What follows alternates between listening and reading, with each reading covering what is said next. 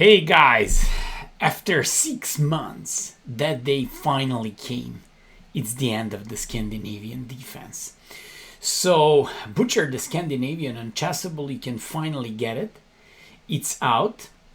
And I really have to tell you that this is the moment if you want to support the channel and support me as a content creator to say, okay, we're going to support this guy, we're going to get this course, and we're gonna support everything what he's working here. Also, you should go on Chessable. You should check other courses of mine like Butcher the Sicilian and Butcher with the Bishop's Opening, but I especially refer on this one, Butcher the Scandinavian.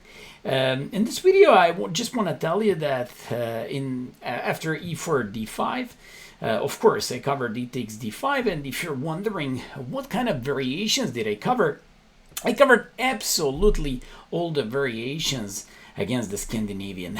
We all know that the Scandinavian is considered to be a pretty suspicious opening, but nobody knows for all these years how to actually punish it and how to definitely go and refute it. So that's why you should get this course and say, okay, Maya, thank you so much for this and for the analysis. Analysis are from, like pretty like lower levels to really advanced levels, because everyone can find the pretty important part. Beginners with lots of text, because don't forget, I always give texts after every single move. That's one of the characteristics of my courses. And finally, it's for advanced players, because I went pretty deep in some important variations against the Scandinavian. Let me just briefly show you what did I cover. So after e takes d4, d5, I covered c6. You will have to find how did I cover this one and what did I say. Of course, in the course I gave d takes c6, and for the rest of these things, how did I refute knight c6, but also like the reverse Danish gambit, you gotta check the course. Then I covered the knight f6, modern Scandinavian with a d4, that's my approach, and after knight takes d5, I opted for knight f3. I really have to tell you that in this variation with the knight f3, they can always go for two kinds of moves. They can go for g6 and they can go for bishop g4. If they go with bishop g4, I just gave h3, bishop h5, and bishop e2. And of course, I was pretty much initiated by plan of Gary Kasparov.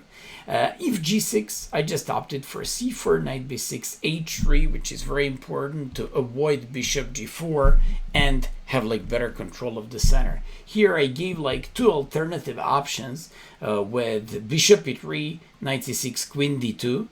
That option, and I gave my favorite one with bishop e2, bishop e3, g4 followed by queen b3 followed by long castle, with the crazy refutations of this variation.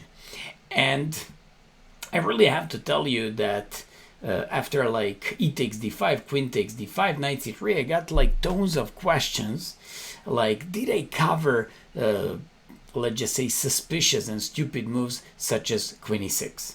Of course I did, and I gave the refutation of this one, like bishop e2, queen g6, knight f3, and figure out what should be the refutation, but I'm just going to tease you a little bit with the bishop c4 threatening bishop f7 followed by knight g5, queen e5 with bishop e2 followed by d4, or knight f3, knight e5, queen d8, one of the most common online options in the last 3 years, because even Magnus Carlsen, Nakamura, Duda play this queen d8, and I just gave an approach with the d4, knight f3, bishop c4, and early knight e5 followed by g4. For the rest of the analysis, you gotta check the course.